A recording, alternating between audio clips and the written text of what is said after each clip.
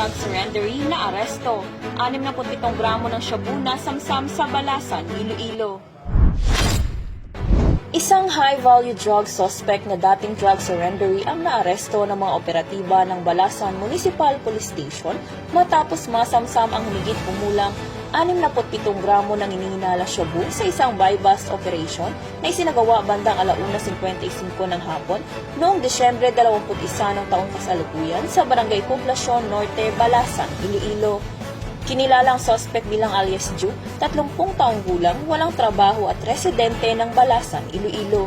Siya ay tinuturing na high-value individual at naaresto matapos ang halos 2 buwang masusing intelligence gathering at surveillance ng Balasan Municipal Police Station kaugnay sa umunay patuloy na pagkakasangkot sa iligal na droga.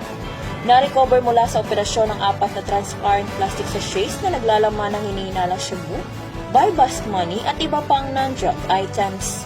Pinuri ni Police Brigadier General Josefino D. Ligan, ang Regional Director ng Police Regional Office 6 ang mga operatiba ng Balasan Municipal Police Station sa matagumpay na operasyon. Ang suspect ay kasalukuyang nasa kustudiya ng pulisya at mahaharap sa kasong paglabag sa Sections 5 at 11 ng Article 2 ng Republic Act 9165 o ang Comprehensive Dangerous Drugs Act of 2002 na may parusang habang buhay na pagkakakulong hanggang kamatayan at multang mula 500,000 piso hanggang 10 milyong piso. Police Regional Office 6. Kasaligan, kaamin at kaagapan.